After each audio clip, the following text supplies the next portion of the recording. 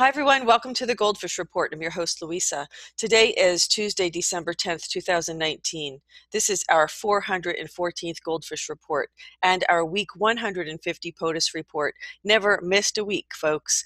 I am here with my co-host, my esteemed colleague, and the most dangerous mind in America, the Fetz. How are you, Jim? Well, Louisa, it's profoundly disturbing, but Jim Stone seems to have turned up evidence, which I have verified, that suggests very shabby effort here by the Inspector General Horowitz, not only to cover up the obvious crimes and abuse of position by the FBI, including its director, James Comey, but to give us a report that is, in its most superficial aspects, corrupt, which suggests to me that we have not only massive malfeasance by the FBI itself, but an extensive deceptive cover-up perpetrated by its Inspector General. I find this unbelievably disappointing. Jim, you know, you're absolutely right. And I'm going to tell you, Q did talk about this. Q said that they're going to try to cover up their crimes using the label of political, political, not espionage, political power or political, sabotage or whatever. But the reality is, Jim, that this is a true abuse of power. This morning, Nadler was in the House of Representatives, and he is announcing two articles of impeachment against the president. And I have to tell you, folks, I'm so not surprised. But just remember, this is all, as I said in last week's report, Jim, this is Impalo. I'm going to call this report again Impalo. I might start a new series and call it Impalo. This is a Shakespearean tragic comedy. It's what it is, of how the Democrats fell on their own sword. This is a total projection, which Q also talks about. They're talking about articles of impeachment. The first one is abuse of power, claiming that the president had made personal gains from his association with Ukraine. And the second one was obstruction of Congress. And they don't have any evidence to cite. This whole thing is just an act. It's a complete act. The real story here, and I'm just going to screen share this really quick for you. The real story here is, this is what's going on. Oh wait, that's not the one. Hold on a second. No, that wasn't the one I wanted to show. Apologize. Let me just pause this. Okay, found the right one. Same source. Here we go. Wait a second. Hold on, I have to make sure. Yeah. Alrighty. This is going to get, just a warning, folks, this is going to trigger some people. It's going to trigger some people. Of the Constitution prescribed a clear remedy for presidents who so violate their oath of office. That is the power of impeachment. Today, in service to our duty to the Constitution and to our country, the House Committee on the Judiciary is introducing two articles of impeachment charging the President of the United States, Donald J. Trump, with committing high crimes and misdemeanors. The first article is for abuse of power. It is an impeachable offense for the President to exercise the powers of his public office to obtain an improper personal benefit while ignoring or injuring the national interest. I mean, I think right there he means Joe Biden. Let's continue. That is exactly what President Trump did when he solicited and pressured Ukraine to interfere in our 2020 presidential election, thus damaging our national security, undermining the integrity of the next election, and violating his oath to the American people. These actions, moreover, are consistent with President Trump's previous invitations of foreign interference in our 2016 presidential election. And when he was caught, when the House investigated and opened an impeachment inquiry, President Trump engaged in unprecedented, categorical, and indiscriminate defiance of the impeachment inquiry. This gives rise to the second article of impeachment for obstruction of Congress.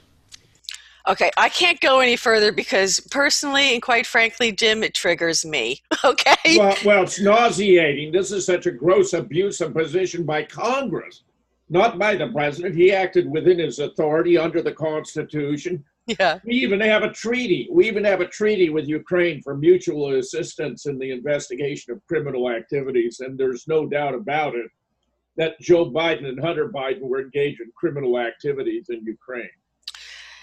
This is the requiem, folks, for the Democrat Party. The requiem has begun. This is so disgusting. It's such an abuse of power. And let me tell you something, Jim. This is fraud. It's fraud against the Constitution. It's fraud to the American people. It's absolute blatant fraud because there's not an ounce of truth to what this man is saying. And he's abusing congressional power and congressional authority in the lies that this man is saying, the fraud he is committing, in my opinion, and in the opinion of many. Well, what this really means, and I love how this person, states this. The first article of impeachment really means, if you want to translate it, we're butthurt Trump beat us in 2016. And the second article is because we can't let Trump beat us again in 2020. I just love this guy's tweets. Yeah, right. Spot on. Exactly. It's exactly what it is. But let me just, screen share real quick another video. We are going to talk about the IG report a little bit, and Jim's going to go into it too, so I don't want to overlap, but I want to play another video that I think is, one of the reasons why they're doing this.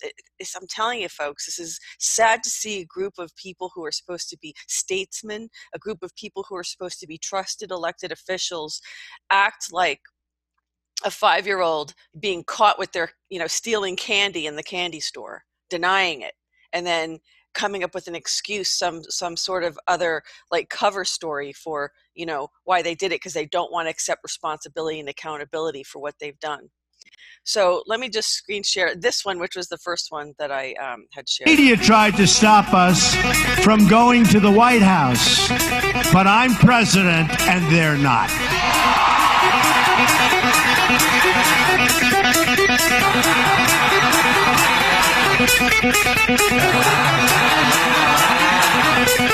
We are fighting the fake news. It's fake, phony, fake.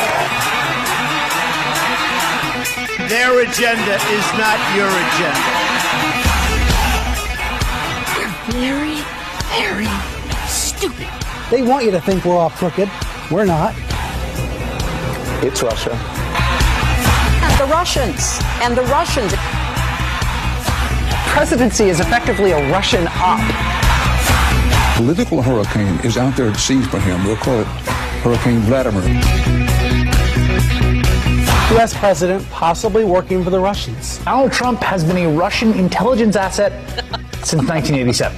What you just said is one of the most insanely idiotic things I have ever heard. There's outright treason. I mean, there is no question. He has no idea that he's going down. There is a reason why Donald Trump fears Robert Mueller in front of the TV cameras with the nation's attention turned to him. As I said at the... It's called a coup d'etat, which is a French for coup d'etat. part of the... Just relax, take it easy, take your time. because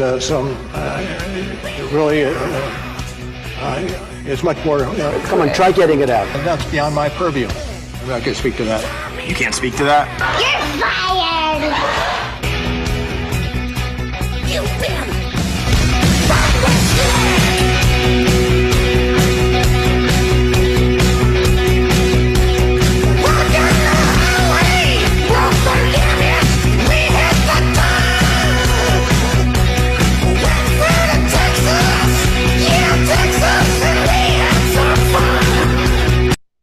You media folks. tried to stop. So this is the real reason, because he's winning. He's winning bigly. He's winning over everybody. The Trump rallies are just, packed. Sadly, we did not get approved for press credentials for the Trump rally in Pennsylvania, and I'm very disappointed about that. I don't know who's running the campaign, but truly, a freedom of the press, you have to remember that a little bit. And wonder, very perplexed as to why we were not granted those credentials to go there and broadcast that.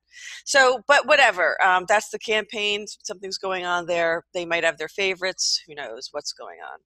So, but clearly, Jim, there is no evidence of wrongdoing. There's no evidence of, hold on one second. I'm going to read out what the press secretary has said about this. This is, I'm going to screen share it for everybody so they can read along or look along if they want to. This is on the GoldFIsh Report blog at thegoldfishreport.blogspot.com. This is a statement by Stephanie Grissom, the White House press secretary. The shocking report from the DOJ Inspector General shows an out-of-control FBI under President Obama and former Director Jim Comey. The report makes clear that the phony Steele dossier was central and essential for the FBI to secure wiretaps from the FISA court to spy on the Trump campaign.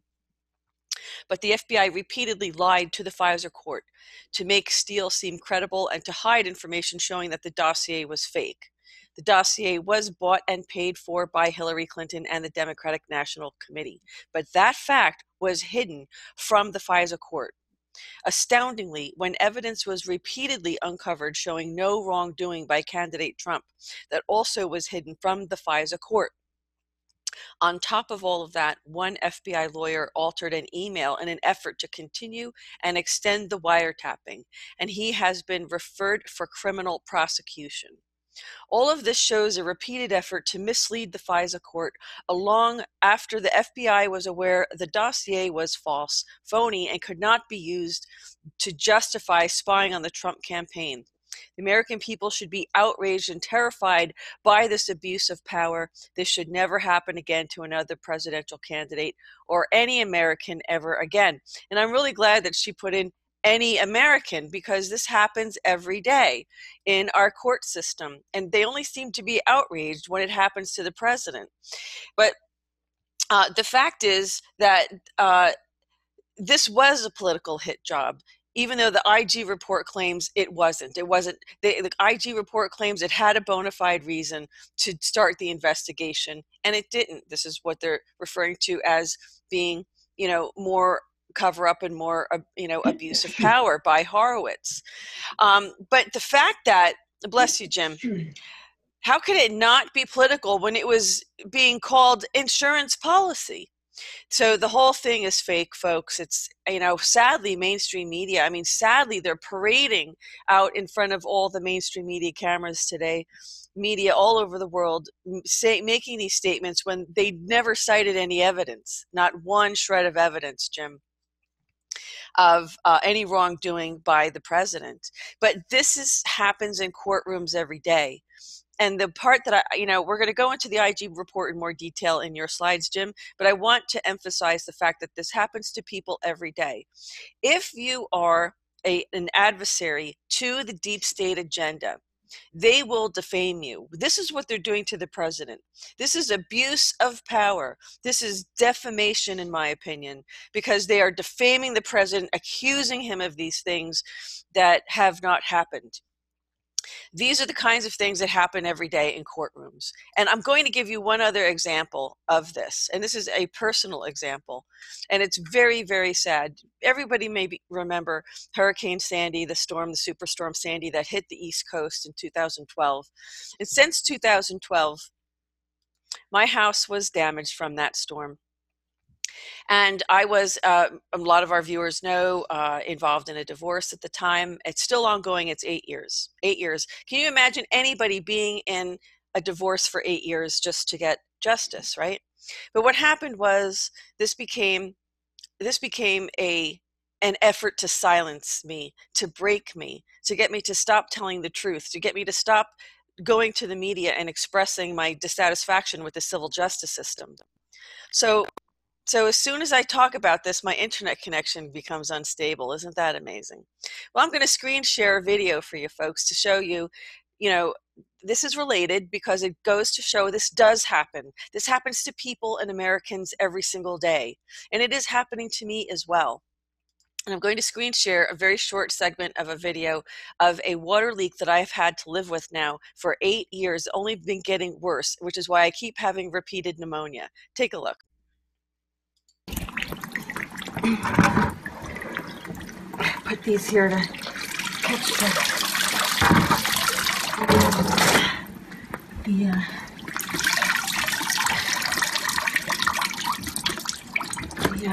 splatter, so it doesn't splatter all over the place, but it still does anyway.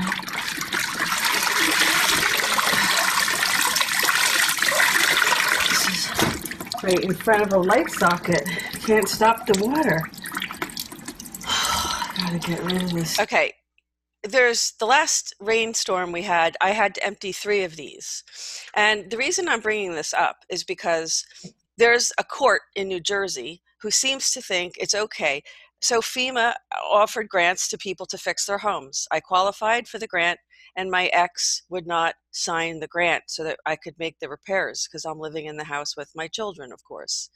And so there's no court, there's no way you can justify not signing a grant, okay? This has to do with greed. This has to do with our courts being for sale.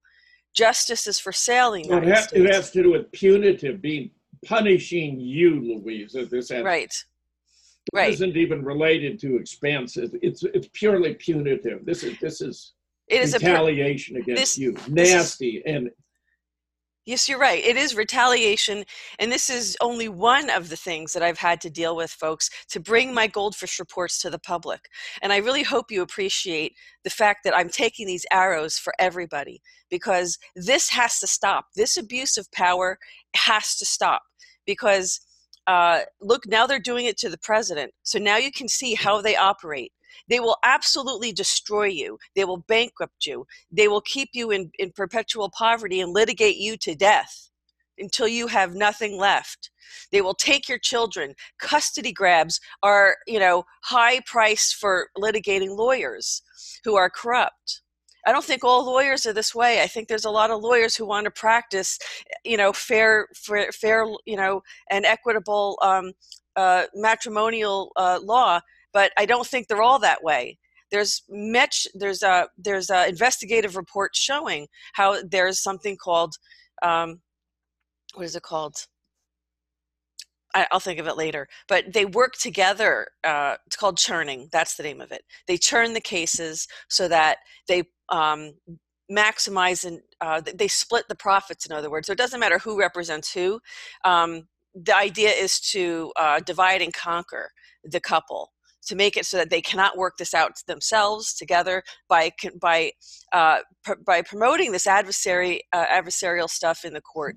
My ex bought a custody grab, and so the court said, no, you can't call it that. Well, that's what it is. Don't tell me I can't call it that, because you're fraud. You're all fraud.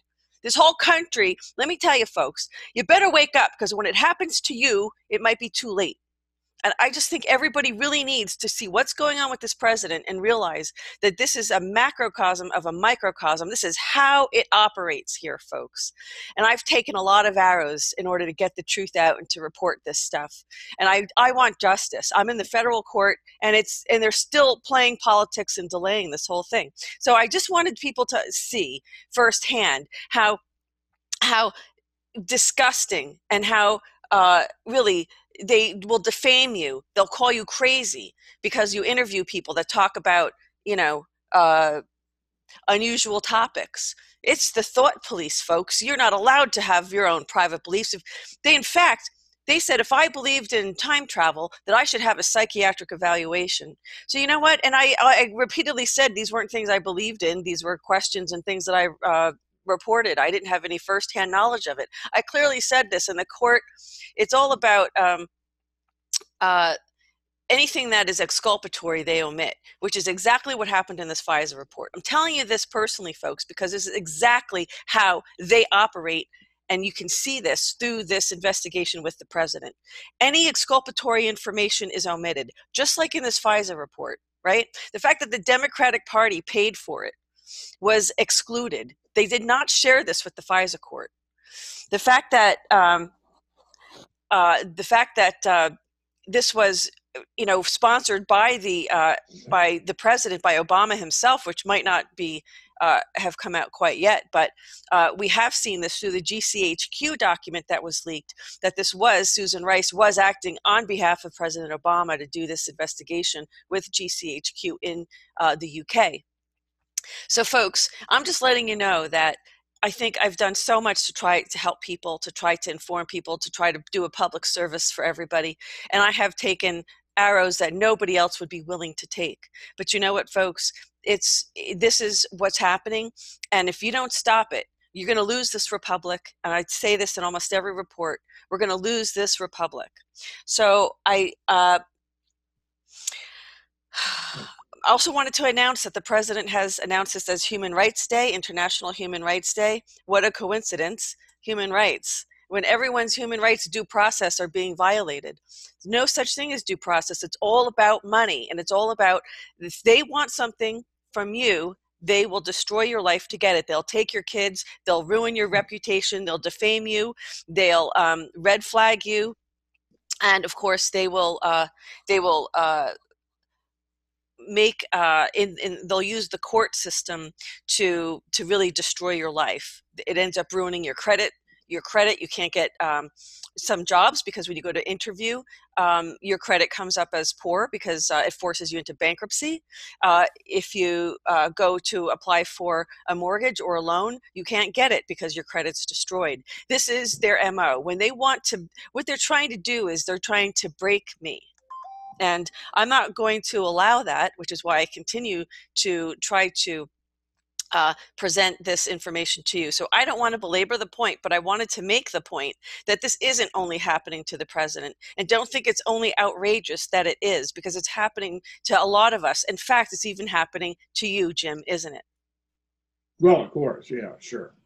This lawsuit, a phony slap suit, a strategic lawsuit against public participation, where I've been now saddled with an absurd $450,000 liability claim when I did nothing wrong. Indeed, my attorney has pointed out to the court, which will make its final rulings just 2 days hence, Louisa, that they never established that I had been negligent. In other words, right.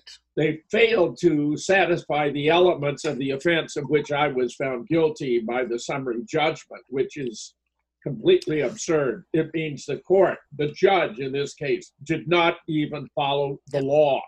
So when we have judges who won't follow the law, how can we expect our society to be lawful?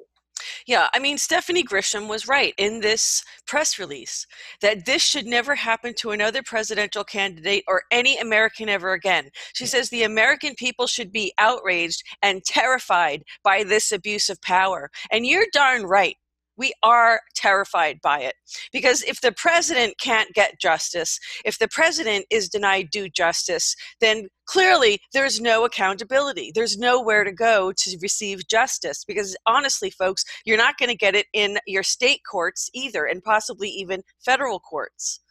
This is a complete lack of faith in the judiciary as it operates, because we've had this coup d'etat of the CIA, the Nazis of our country after World War II, and they are here, and they are the ones who are in control of the courts and obviously Congress as well.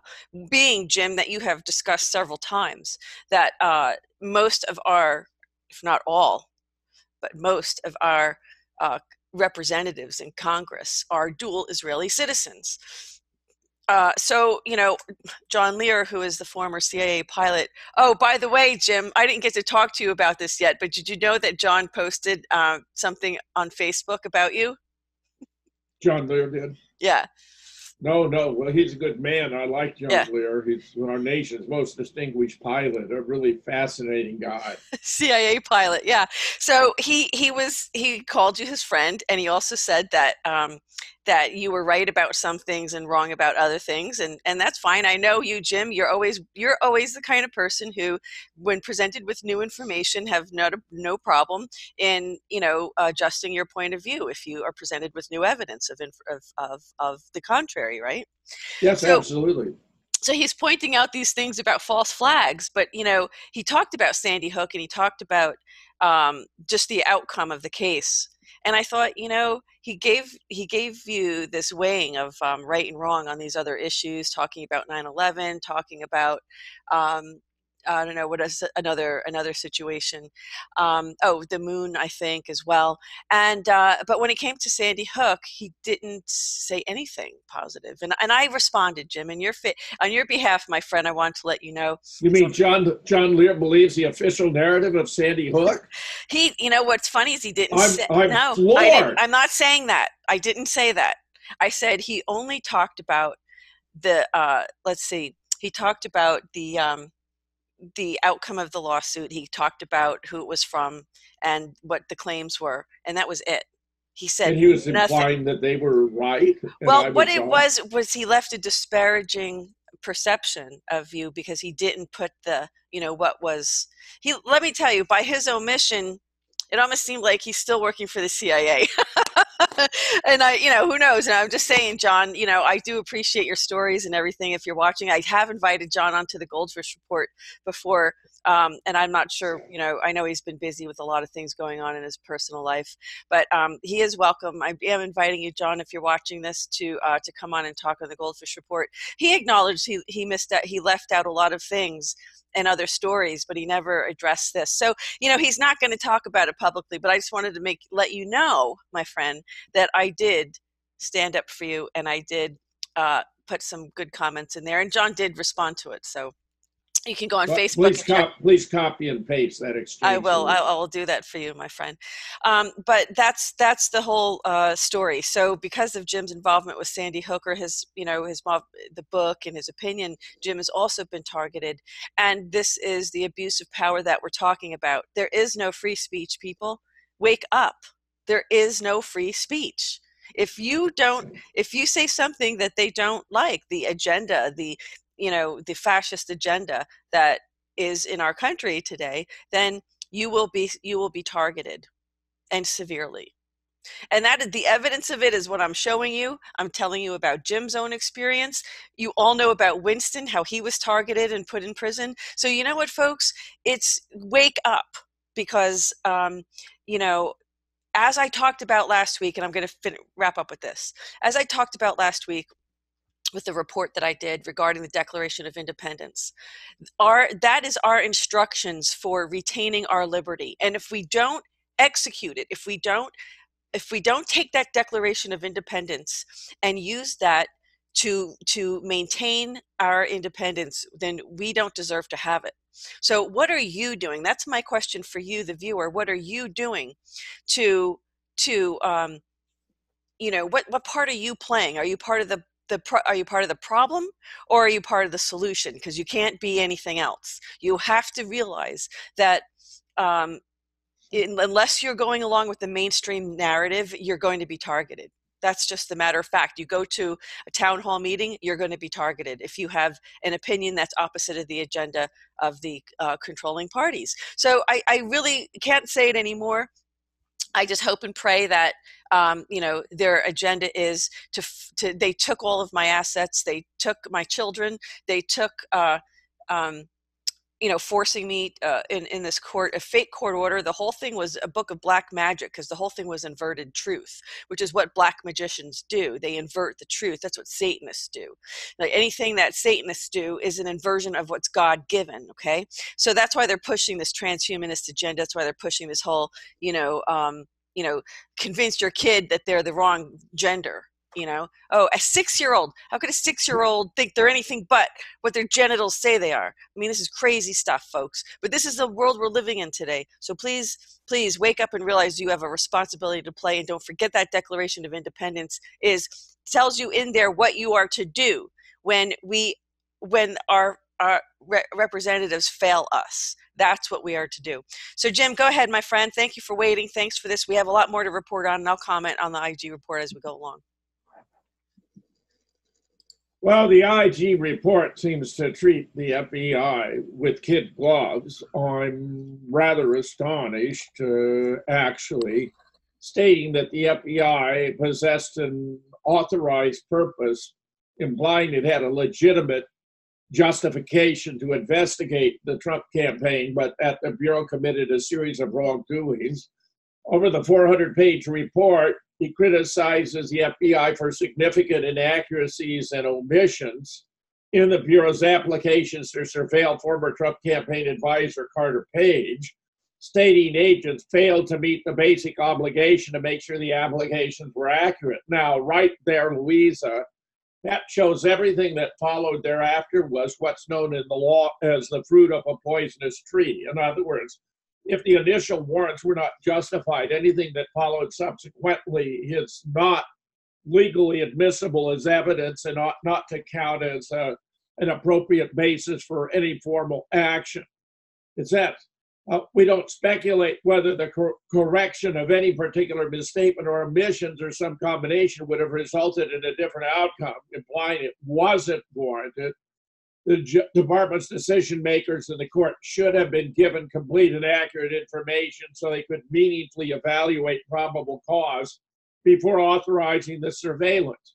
So that's extremely damning. It specified 17 inaccuracies involving 3 applications filed under the Foreign Intelligence Surveillance Act, which may have inflated the Bureau's justification for surveillance against Page. Nevertheless, and this is the part that I follow, the report concluded the FBI did not act improperly in its activities.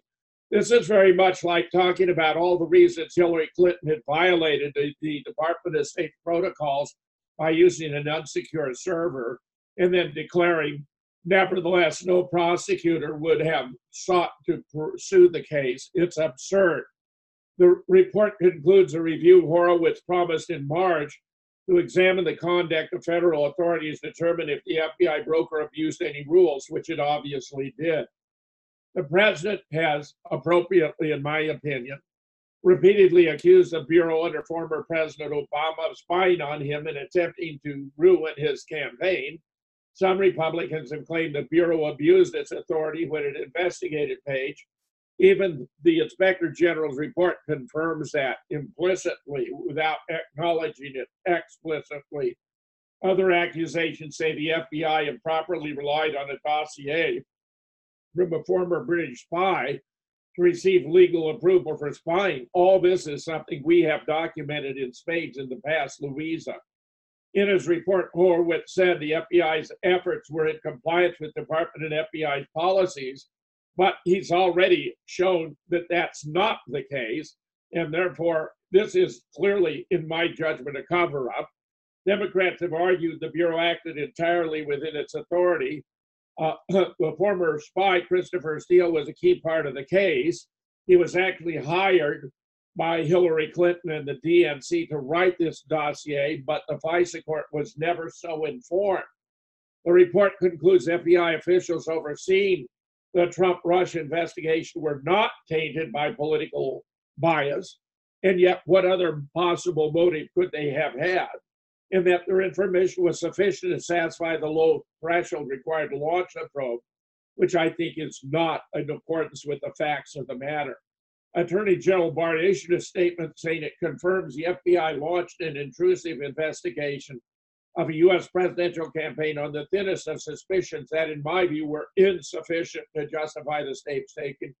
Barr is correct without any doubt. Meanwhile, U.S. Attorney John Durham, who's involved in what's going to be a far more comprehensive investigation, we do not agree with the Inspector General's conclusion.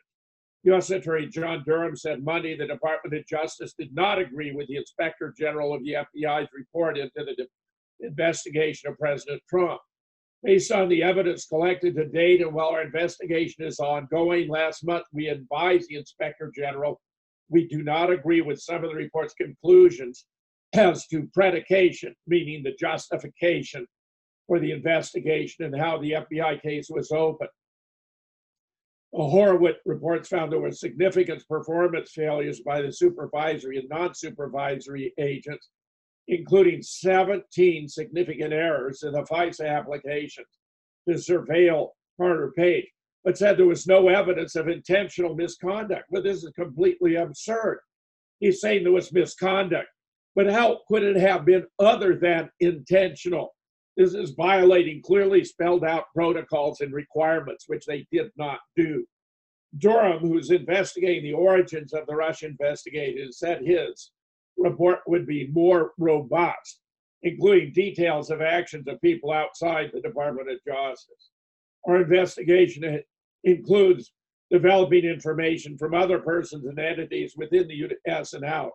Attorney General Barr also stated his skepticism of the Horowitz report, noting the FBI officials launched the investigation based on the thinnest of suspicions insufficient. Now, here's much more important from Jim Stone about even the most superficial aspects of this. You're going to be astonished. Comey's name is not in the FISA report. A font was made up to make an R and an N appear to be an M. So if a search for Comey, it will make Comey appear to not appear.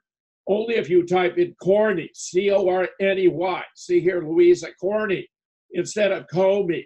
And I have verified that this is correct. It invalidates a document from a legal perspective because the party in question even isn't properly identified. Trump called the FISA release proof of an attempted coup, and he's right. As Jim Stone observed, it exonerated everyone. No one's going to fry. Additionally, he missed the fact that Comey was never mentioned. One thing right proves, not only all lies, sedition, and a cover-up, it's a mockery. Corny? That did not happen by accident. I'm so deeply angered, I'm boiling, I'm also depressed. If corny is what we got at this stage of the game, we are screwed, glued, and tattooed. The FISA report just dropped, and despite wanting to ignore it, I could not resist and combed it for goodies. I'm ashamed to admit I peeked at what I knew would be crap, and it's stupid, far beyond all our expectations. I think it actually breaks the law. Additionally, it has key crucial redactions that don't have anything to do with national security at all. I predict full-on frontal garbage.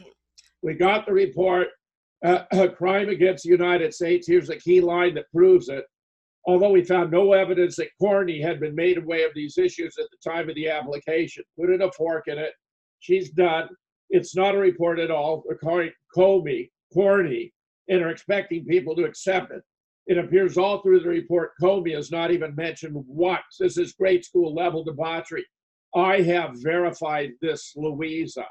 I have a copy of the report. I did a search on Comey. 0 appearances of Comey in the entire 400-plus page report. Corney, I found 25. In fact, actually, Jim Stone is reporting here, he got, for Corney, he got 146 pages. Hits. They used a font that turns the R and the N into an M, which proves deception. It's as fake as Fruit Loops. It's very embarrassing. Just to repeat, with deception at this high a level in plain sight, it proves the document is untrustworthy. They actually made a special font to prevent Comey from ever actually being named and also prevent searches from Comey even working. This report is brilliantly written. Schiff speak so perfect, it flaunts legitimacy like a transvestite, make my cake lawsuit, yet it's so fake, Comey's not even in it. It comes off as so pristine and so legit, it makes my blood boil because it's not even a whitewash. It is, from a legal perspective, a useless document. Louisa, how bad is that? Mute. Looking for a post here to explain the corny part. So you're saying that this is deliberately, before I get to that, you're saying that this is deliberately, this is propaganda, right? Oh, yeah, absolutely. Jim Stone's quite a brilliant guy. And what they did, instead of using the M for Comey, C-O-M-E-Y, they used an R and an N. So it would look superficially as though it were the same name, Comey, but it's actually Corny, C-O-R-N-E-Y. Right. Which means it has no legal significance because they have misidentified the party in question. Obviously, James Corney had nothing to do with it, if there even is a person by that name. But James Comey isn't even mentioned in the report, even though he's the key player. Okay, so one of the reasons that I think we have to go back to Q posts, and I'm looking for the Q post as we're talking, but there was a Q post showing James Comey in a talking about harvest, and I think there was him in front of a picture of a cornfield. There's a reason why this is happening. I read a report where Comey was doing some kind of, now look, this isn't alleged, I cannot confirm this yet, but Comey was apparently doing some kind of deal with China regarding corn, and that there was going to be, a lot of, look, they were all taking kickbacks, right? They were all profiting off of it personally. Whether this is, and again, I have not confirmed this, I'm just alleging that this is what I read, so I've not confirmed it. I'm looking for the actual tweet. And now this would also tie in with the deal that President Trump made with Japan for our corn. So why is corn so significant? And corn is because that was trying to put attention on the fact that Trump knew about, or according to Q, okay, that they knew about this deal with China to get our seeds, or some kind of corn. There was some corn deal going on, and of course Comey was going to stand to make a lot of money off of that. So this was definitely how they handle those. The Q drops indicate that they know these things, and these things will come out in the open. So how funny is it, Jim, as you're saying, that, it's not a coincidence, folks. Q tells you all the time it's not a coincidence. I am looking for that Comey post. So actually, let me see. Harvest. Wait. Should come up with it. Yeah, the harvest crop has been prepared and soon will be delivered to the public for consumption. Higher loyalty, yes. Hunters become the hunted. Treason, sedition. How do you remove a liability? 6 o'clock can be dangerous. Family proud. So this is the one Q post that the harvest came up in, but crop. So this is all related to China. Also, it's also related to how China has. Basically, our representatives have been selling us out for their personal financial gain, and it's all going to come to light. It's really huge, folks. This is very, very huge. Wait until that, Jim, as we were talking before, wait until that Huber report and the Durham report come out. I mean, this is just so amateurish. It's unbelievable. Yeah. But you make a good point, Jim, about the document being not legally, what did you say? It was not legally sound or something? Yeah, not legally significant. Right, because of that, they're exactly misidentifying him. And so there is, exactly, that is a big issue. That's why I'm calling it propaganda, because they know that, putting that out, as you pointed out, Jim. As you observe, Nadler has now announced 2 articles of impeachment. Here was Pelosi calling upon him to draft them. Sadly, but with confidence and humility, with allegiance to our founders and our hearts full of love for America, today I'm asking our chairman to proceed with articles of impeachment. All complete nonsense, all completely ridiculous, all completely unjustifiable.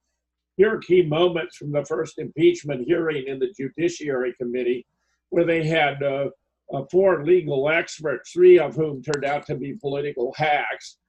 President Trump committed impeachable offenses. 3 scholars and 5 by Democrats testified.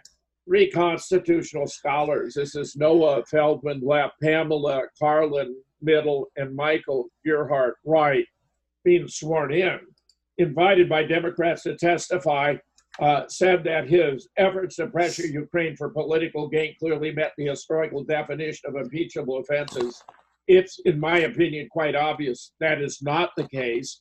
And it turns out, for example, We have a videotape of this woman, Pamela Karlan, going on ranting about Trump. I mean, these are not objective scholars. These are partisan hacks. Meanwhile, Jonathan Turley, who is a very objective guy, a law professor at George Washington University, offered the lone dissent, arguing in his opening statement Trump should not be impeached, that the case against Trump is slipshod and premature, and I 100% agree with him. Meanwhile, Nadler has gone so far as to claim Trump is going to rig the 2020 election if he isn't impeached and removed. In other words, they can see Trump is going to win by a landslide. So they're already attempting to imply Trump's going to rig it to explain it away. Remember, we should go back to the Rose Garden explanation by Barack Obama, who explained anyone who thinks that American elections can be rigged doesn't know what he's talking about. That should be played over and over and over again. President Trump will try to rig the 2020 election if he isn't impeached and removed from office, according to House Judiciary Committee Chairman Gerald Nadler. In an interview on Meet the Press, he said the Senate will have to decide, in the face of an abundance of uncontested evidence, that the president poses a threat to our election, that he put his own interests above the interests of the country. And are they going to be patriots or are they going to be partisans?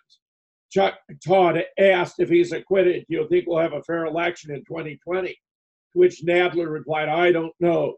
The president, based on his past performance, will do everything he can to make it not a fair election. This is absurd. Donald Trump himself thought he was going to lose. Everyone in the country thought Hillary was going to win. It was a report by Boston University and the University of Minnesota that showed Trump only won because voters in rural counties in Pennsylvania, Ohio, Michigan, and Wisconsin that had suffered high casualties from the Middle East wars voted for him in the belief that he was the less likely of the two candidates to continue those wars in the Middle East. Nadler and Chuck Todd, it's embarrassing. Meanwhile, Trump is calling himself Israel's best friend, which for reasons I shall explain is rather troubling. Israel has never had a better friend in the White House, Trump told a national conference on U.S. relations in South Florida Saturday. He explained various reasons why. He boasted of the killing of the ISIS commander Abu Bakr al-Baghdadi, his administration's controversial move of the U.S. Embassy to Jerusalem, and others, claiming the Golan Heights belong to Israel, unfunding the UN commission that would support Palestinian refugees. Louisa, Nadler's performance here, in my opinion, is despicable. Jim, I did find the picture I was referring to. Here's, what the heck's going on with my mouse? My mouse is going crazy. Okay. There's the picture of Comey in the cornfield. Isn't that ironic? Not a coincidence, folks. What's going on here? And so this came from when I searched Harvest on the QAnon page. This is what came up. This is the one I just read to everybody. And then there's more that picked up on that tag there. But was the corn ripe for harvesting? It is now. Is it a coincidence that instead of Comey, it's corny? What's going on with the corn? Why was there corn reference in there? And I believe it has to do. That's pretty damn interesting, Louisa. Sure is. Pretty damn interesting. Meanwhile, I think this Michael Snyder has it right. Is the impeachment effort simply a political ploy to win votes for Democrats in 2020? Could it be possible Nancy Pelosi and her minions in the House had a completely different goal than we thought this entire time? As you will see below, the Democrats in the House plan to impeach President Trump, and it could potentially happen by the end of this month. But there appears to be zero chance Trump will be removed from office by the Senate, and many consider that to be a major victory for the Republicans. So why is Nancy Pelosi pushing ahead when she knows the impeachment effort is going to fail? Could it be possible this entire drama has simply been a political ploy to win votes in November of 2020? Louisa, remember, this appears to have been inspired by Democrat Al Green of Texas' observation that if we don't impeach this guy, he will get reelected. Yep. Many have assumed that a backlash against impeachment will greatly benefit Trump, but history has not been kind to other presidents who have gone through impeachment. In 1868, Andrew Johnson was impeached. Johnson wasn't convicted, but the Republicans went on to win the next presidential election. In 74, Richard Nixon resigned rather than face almost certain impeachment. Democrats won the next election, even with a weak candidate, Jimmy Carter. In 98, Republicans impeached Bill Clinton, but the Senate did not remove him. And they did, however, wind up, Republicans wound up winning the election in 2000 with George W. Bush. So that means the opposition party is 3 for 3, cases similar to what we're facing. Could that be what the Democrats are looking for? On Thursday, Pelosi announced the House is moving forward with articles of impeachment, and one CNN article sounded almost giddy. This is happening. House Speaker Nancy Pelosi moved the House much closer to impeachment Thursday, when she officially directed the Judiciary Committee to drop articles of impeachment as if it weren't already. But her announcement all but guarantees President Trump will be impeached. This is happening, people. Trump, however, is not going to be removed from office. Millions of Democrats are going to be deeply disappointed when it doesn't happen. Of course, Pelosi has never actually suggested her effort would be successful. She continues to insist that Trump forced her to do this. I'm really sorry the president made this necessary by his complete disregard for the vision of our founders, she told reporters. And impeachment is not a pleasant experience. It can be divisive.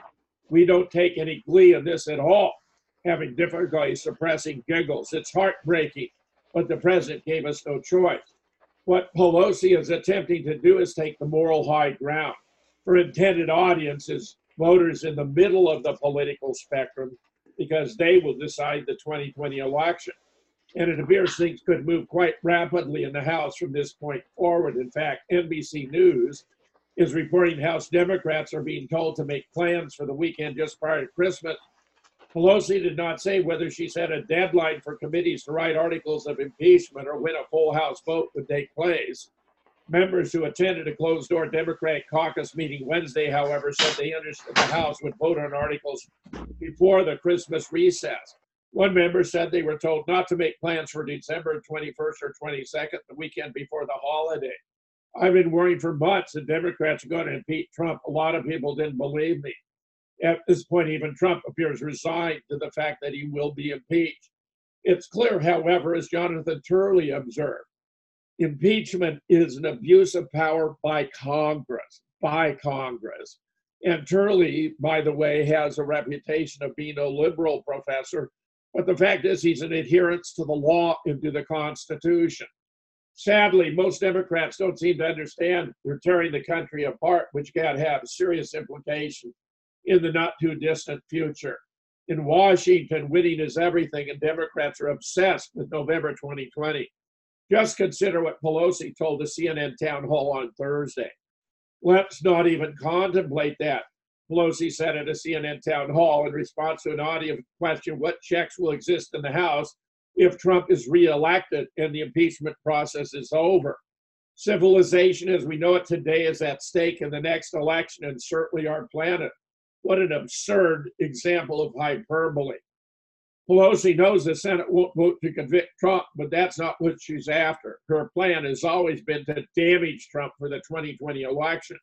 Only time will tell if her gambit's successful. Meanwhile, basically, the Democrats' impeachment position boils down to this. Although Trump didn't actually break the law, he surely intended to, and therefore he's guilty. Breitbart has reported the Democrat position on impeachment is absurd and has become the Salem witch trials. The House Judiciary Report is stating the president can be impeached for motives without having actually broken the law. The conservative treehouse also reported on this use of the word intent that the Obama administration added to the legal system, defining statutory violations by the intent of the violator is specifically attributable to how President Obama, AG Eric Holder, and AG Loretta Lynch changed the entire enterprise of lawful application to make outcomes arbitrary, variable, changeable to the situation. The IRS targeting wasn't unlawful because it wasn't intentional. The death of Americans due to sketchy CNI and State Department ops in Benghazi wasn't unlawful because the risky situation wasn't created intentionally. Hillary Clinton's private email server with classified information wasn't intentional, et cetera, et cetera. The list is long. The nice thing about switching to definitions of lawbreaking by intent is the ease in arbitrary applications. Republican targets intended to violate laws. Democrat targets, well, not so much. Fluidity is a necessary oil amid a two-tiered administrative state. So now that they have nothing on Trump, the Democrats say the president intended to commit crimes and therefore should be impeached. What insanity. They have nothing. Louisa, I think Michael Snyder has it right. Jim, this is how our judicial system has been working. You're seeing it unfold with your court case. I'm living through one myself, a free speech, a First Amendment, Fifth Amendment, numerous federal clauses. Now, if you can't afford to defend your free speech, you don't have any. Isn't that right, Jim? Yeah, of course. Absolutely. In this country. So the intent, that's kind of ridiculous. What happened to our presumption of innocence? Yeah, of course. I mean, people can speculate endlessly about what they might or might not do. That doesn't necessarily constitute intent. And even if you had the intent, if you didn't commit the offense, you haven't committed the crime. Unless it happens to be a special case where intent alone is sufficient, which is what obviously the Obama administration has sought to do, to make it easier for selective prosecution and to make claims of a violation of law where none in fact exists. Jim, I will wait and see what happens. I'm waiting for Huber's report and also for, of course, Whitaker. He was doing a good job. And of course, our Huber and Durham's report, I think. We know that Huber was tasked with, investigating the Clinton Foundation because in the initial IG report, you recall, Jim, that there were crimes against children by the Clinton Foundation. That has yet to be completed, that investigation. But folks, we've said this before. Jim's written the book, Political Theater, folks. How would Q know all of this if it wasn't already scripted out? If these people weren't already indicted and they weren't told to go along with a plan already? This is political theater at its very, very best, folks. And it's all for you to make sure that those who sleepwalking and don't really know and understand. Yeah, everybody says, oh yeah, they're corrupt. No, you don't know how corrupt they are. You have no idea. And if you did, you wouldn't sleep at night, folks. You truly wouldn't sleep at night, would they, Jim?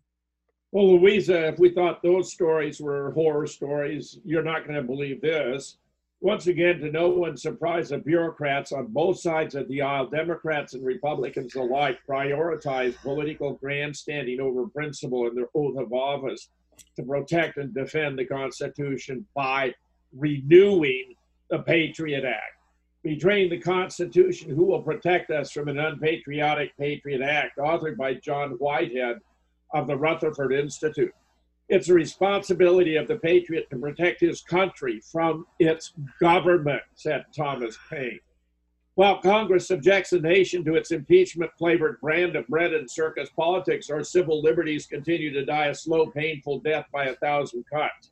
Case in point, while Americans have been fixated on the carefully orchestrated impeachment drama that continues to monopolize headlines, Congress passed and President Trump signed into law legislation extending 3 key provisions of the U.S. Patriot Act, which had been set to expire on December 15, 2019. This I understand to be a 3-month extension, Louisa.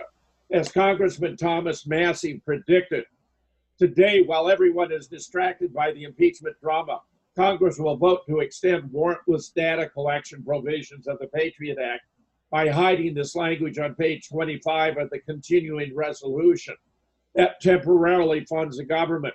To sneak this through, Congress will first vote to suspend the rule, which otherwise gives us and the people 72 hours to consider a bill.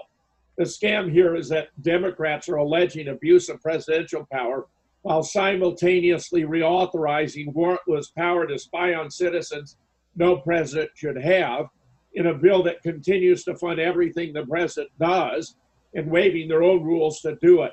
I predict Democrats will vote on a party line to suspend the 72-hour rule.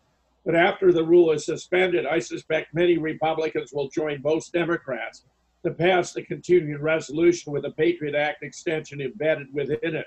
Massey was right.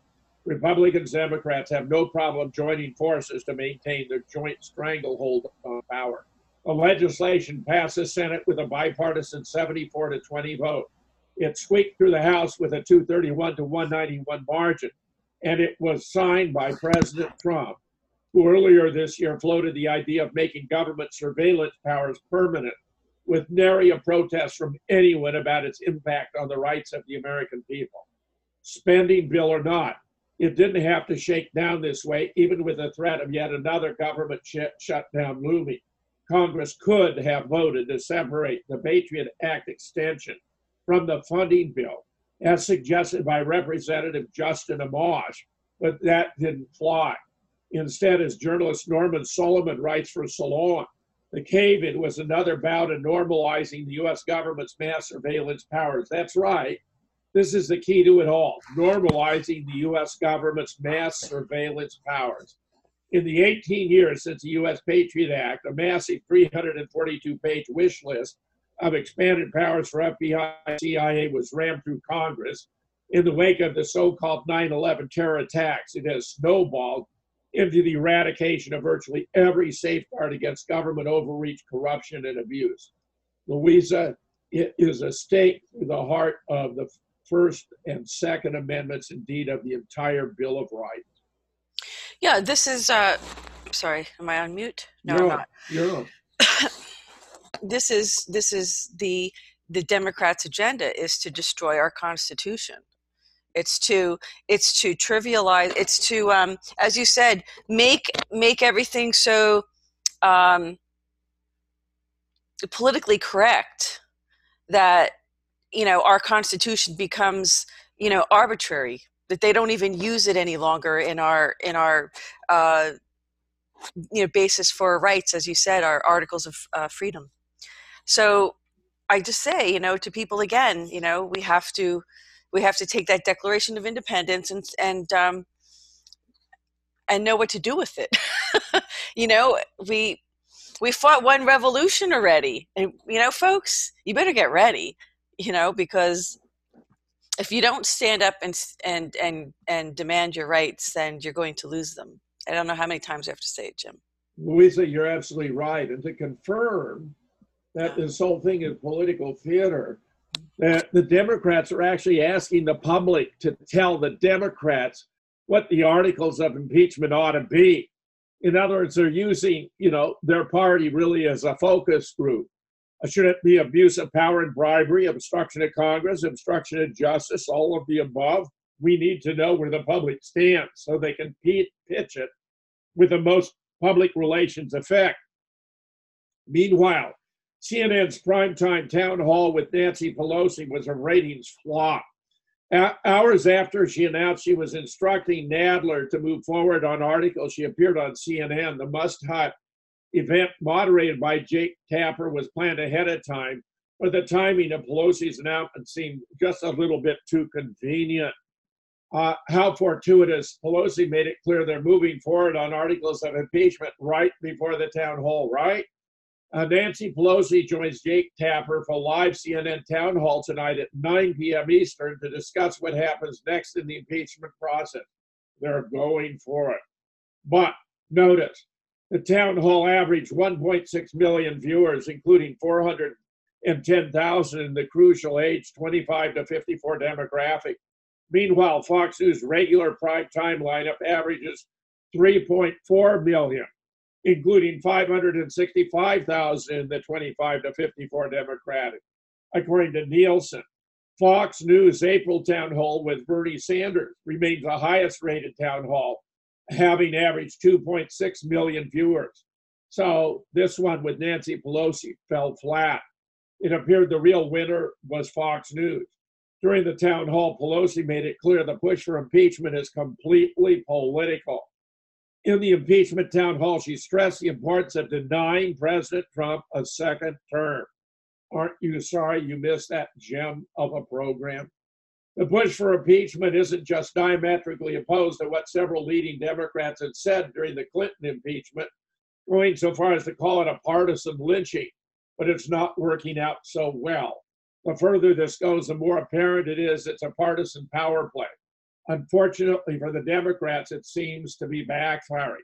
President Trump and the GOP are raking in cash for 2020 at a phenomenal rate, and voters in key swing states just don't like it. Polls in key 2020 states show support for impeaching Trump is lower than in national impeachment polls. Why it matters? The polls signal that pursuing impeachment could potentially hurt Democrats in states they have to carry to defeat Trump. By the numbers, in a dozen October and November polls in battleground states like Arizona, Florida, Michigan, Pennsylvania, Nevada, New Hampshire, North Carolina, and Wisconsin, an average of 44 of those survived supported impeachment, but 51% opposing it. Meanwhile, CNN ratings dropped to a 3-year low amid constant impeachment coverage. It's been over 2 months since House Speaker Nancy Pelosi announced the impeachment inquiry, and CNN has been running nonstop coverage. Nielsen reported that CNN had its lowest primetime rating in nearly 3 years during the week of November 25th. Even more embarrassing for Jerry Zucker, Fox News recorded higher ratings than MSNBC and CNN combined. Fox News recorded 2.2 million viewers in the primetime hours of 9 to 11 p.m. from November 21st to December 1st. MSNBC 1.3, CNN about 643,000. So put that together, it's less than 2 million, whereas Fox News was over 2 million. CNN's worst performance in nearly 3 years, and the liberal network's worst turnout among the key demographic of age 25, 54 over 5 years. Primetime viewers, Fox News 2.2 million, MSNBC 1.3, CNN 643,000. Fox News has dominated the cable news for the 47th consecutive week, averaging over 1.3 million. Total day viewers, Fox 1.33 million, MSNBC 781,000, CNN 539,000. As CNN plummeted to historic lows, its conservative foil continued to enjoy strong leadership as episodes of Hannity, Tucker Carlson Tonight, The Ingram Angle, The Story with Martha McCollum, and Special Report with Brett Bauer accounted for 15 of the 30 most watched telecasts across all of cable during the holiday weekend. CNN's Trump derangement syndrome is starting to bore most Americans, even liberals, it appears. Consider the special town hall as we just reported. Increasingly, the American people are ditching objective, impartial mainstream media outlets and either tuning out or moving to conservative outlets in a time when House Democrats have been focused on just one thing, not how to govern the nation, but on impeaching the president. It appears, however, the public is tired of this farce and desperate to move on. So far, few Democrats seem to have got the memo. Louisa, I think this is a strong indication that it's not working.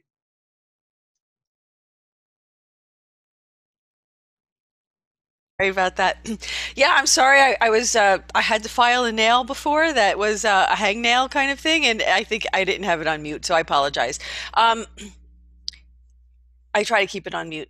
Jim, he's going to be reelected. It's going to be a landslide victory, and really nothing, the failure of the Democrats to succeed in anything at this point is going to be their own undoing. It's Impalo, Jim. This is political theater. This is a tragic comedy. It's Shakespearean, Jim. They are falling on their own sword. They're not going to get they don't even know, they don't even have a candidate yet. We've got Bloomberg, we've got, who else? I mean, come on, folks. Nobody knows who's running, who's the Democrat, contender. You're not going to beat a rich white New York billionaire with another rich white New York billionaire. I mean, it's absurd. Bloomberg doesn't have a chance. This is the guy who denied New Yorkers of the right to have a big Slurpee. He was even controlling the size of the drinks they could purchase in New York City. How I know. absurd is that? I know, that is really absurd. That is absolutely crazy. That's crazy. I mean, it's true that nobody needs one that big, but that's a personal choice. You're trying to remove personal choice. I mean, this is how fascist it is. I mean, that's actually very communist, actually, isn't it? Yeah, of course. What's the difference? What's the difference at this point? This is a very troubling report, but it seems to me to be too important not to share it. By a man who's Jewish himself, Israel Shamir. Trump woos Jews, Jews impeach Trump. The impeachment farce is basically a Jewish affair, noted the Israeli Daily Haaretz. This is from the Israeli Daily. This is one of the two most important papers in Israel.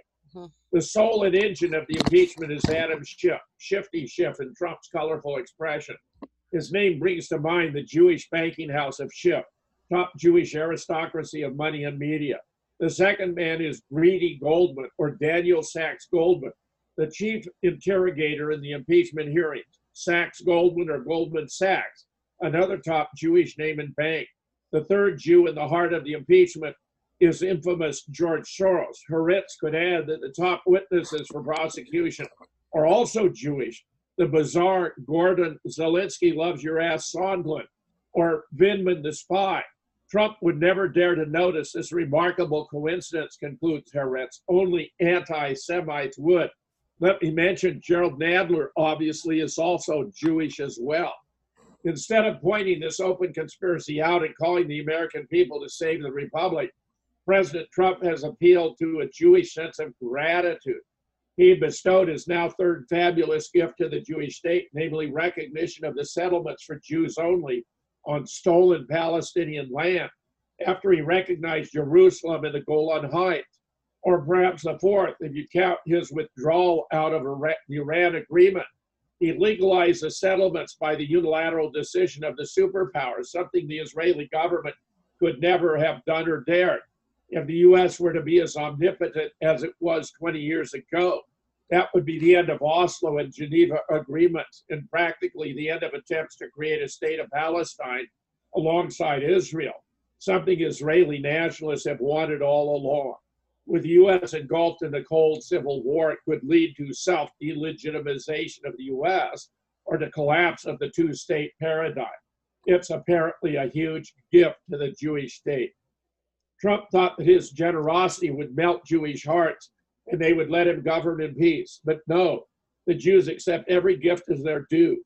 It is absence of a gift that's surprising and troublesome, probably to be explained by anti-Semitism. They said that his recognition will annoy the Democrats and they'll take it away when they regain the White House. Let me add, Louisa, it used to be that an anti-Semite was defined as a person who hates Jews. Today, an anti-Semite turned out to be a person Jews hate. They have completely inverted the meaning of the notion.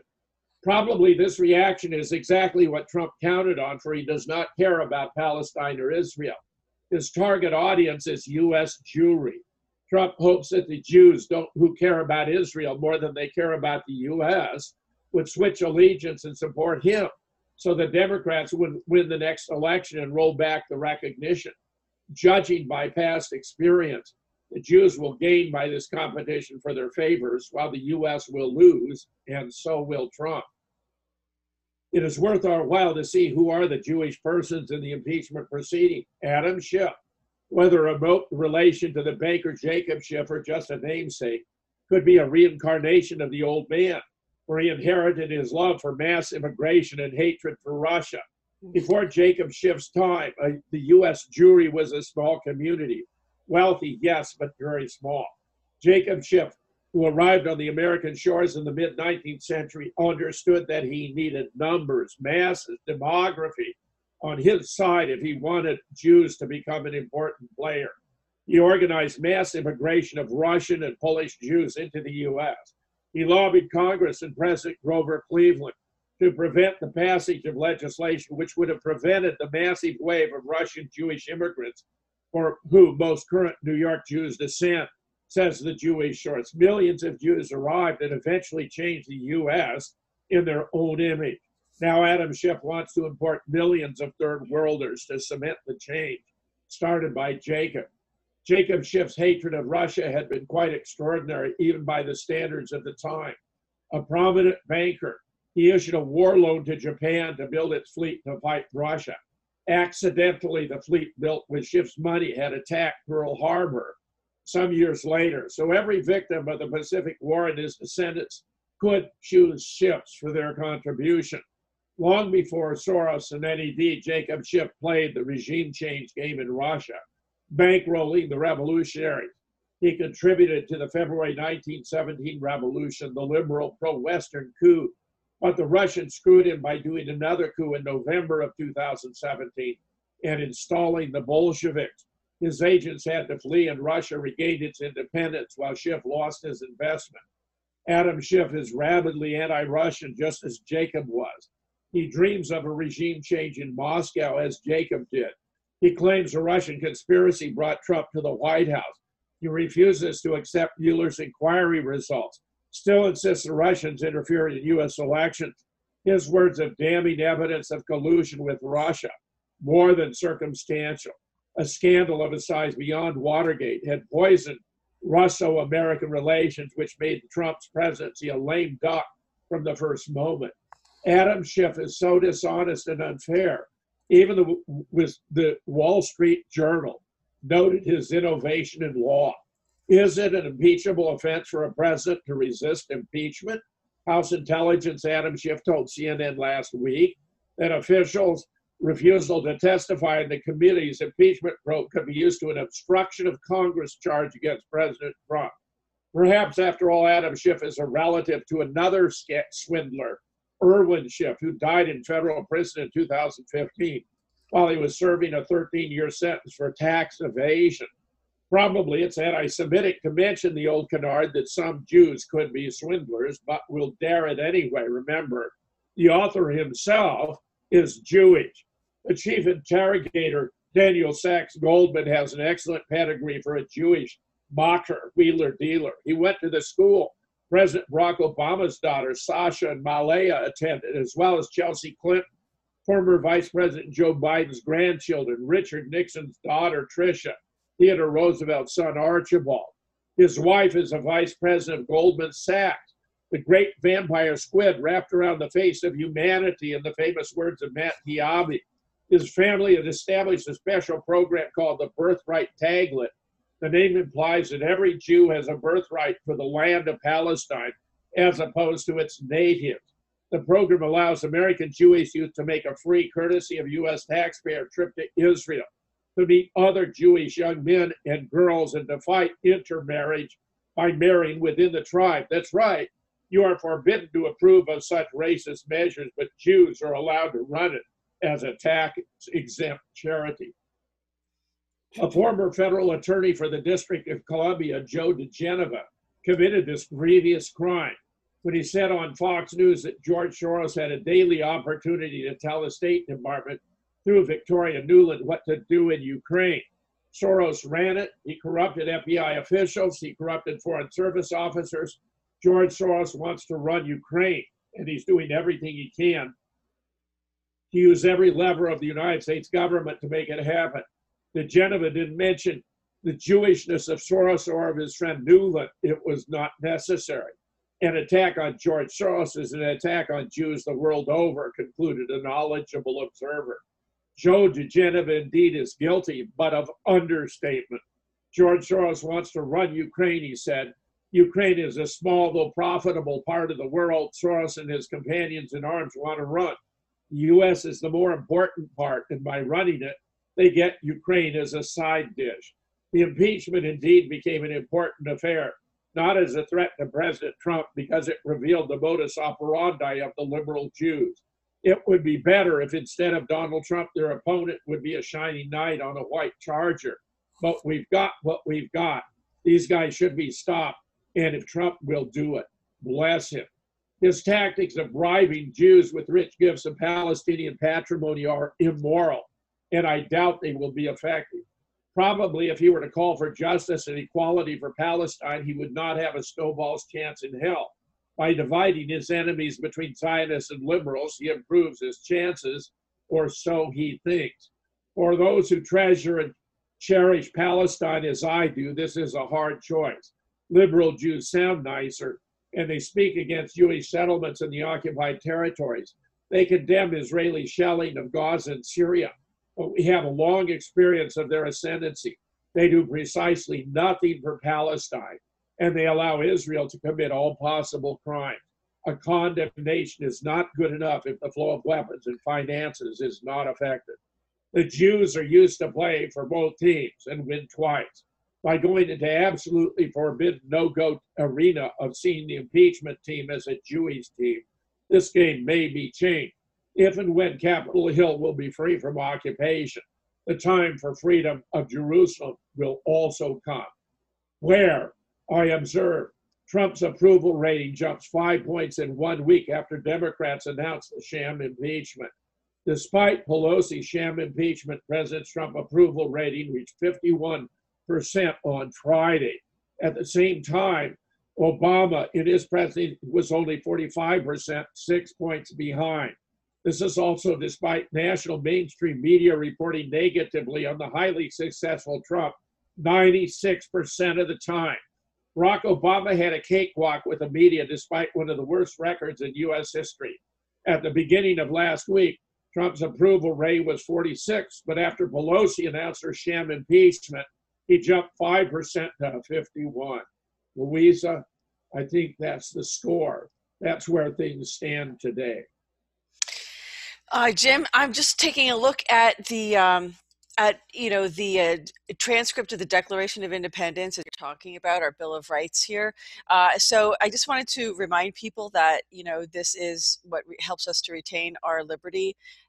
So this is a unanimous declaration of 13 United States when in the course of human events, it becomes necessary for one people to dissolve the political bands which have connected them with another, and to assume among the powers of earth a separate and equal station to which the laws of nature and nature's God entitled them. A decent respect to the opinion of mankind requires that they should declare the causes which impel them to the separation. This is about holding our government accountable for their actions and for their tyranny. Here it talks about obstruction of justice. It talks about judges. It talks about for imposing taxes on us without our consent. When in fact the IRS is supposed to, your income tax is supposed to be voluntary, but you try not paying that and see what happens. For depriving us in many cases of benefits of trial by jury. They already denied that of the president. They already denied, many of us a fair and just trial for certain things. It goes on and on and on, folks. This is about these are all the complaints that they listed, our founding fathers listed in the Declaration of Independence. These are the reasons why they created and wrote the Declaration. And that these laws, here, we hold these truths to be self-evident, that all men are created equal, that they are endowed by their Creator with certain unalienable rights, that among these are life, liberty, and the pursuit of happiness. And I read that as unalienable because alien is a claim to somebody's life, liberty, or happiness. Someone's putting a claim against you. They're holding you in debt for that. And that is why this whole system is rigged. This whole thing has been hijacked. And let me tell you, it's just playing out. This is Act 1. It's Act 50. Who knows what act number it is, Jim? But it is political theater, my friend. Louisa, I think this is a perfectly appropriate time for us to call it a day. We've covered the key issues here, and there's so much for our audience to contemplate. Good, folks. We have some special reports coming up a little closer to the end of the year, which is only a couple, within the next few weeks. We're going to have a review of the top 10 stories, right, Jim? We're going to also be introducing a new, a little change to our reporting. We will have more of a news segment separated by strictly just policy stuff for the president. We will talk about that in more detail, but we will have some end of the year. Jim has a nice top 10 stories that he's going to be presenting, and I'm going to probably have something. I'm looking to do a summary of the accomplishments of the president since he's been in office. So I'll probably be presenting something like that separately, Jim. But I'll be looking forward to. So folks, subscribe and click that notification bell so that you can get notifications of when our reports come out. Please subscribe, and please think about being a Patreon and supporting us and our work so we can bring this to the people. So Jim, thank you very much. Have a great week, my friend. And should be very interesting to see how things unfold after this. Can't wait to see, subsequently, there have been criminal referrals, I think, made in this. So we're going to wait and see. Just want to see these arrests start, Jim. Louisa, once this moves into the Senate, the situation's reversed, and the Republicans will be calling witnesses that blow apart the whole impeachment narrative. And I think it's going to have a powerful effect on the American people to see this whole thing has been a sham by the Democrats, that they've fabricated the case against Trump, which has no merit whatsoever. Well, it beats having a political platform to run on, right, Jim? I mean, they don't have... They have no candidate. They have no policies. They have no principle. They've disgraced themselves in the eyes of the public, and frankly, the people aren't buying it. Nope. So, folks, tune in. We're going to be back with more political theater soon, and more POTUS reports. And have a great week. And this concludes this edition. Oh, I wanted to say thank you very much, Jim, for your reporting and for joining me. And we will be back next week with more. And this concludes this edition of the GoldFIsh Report.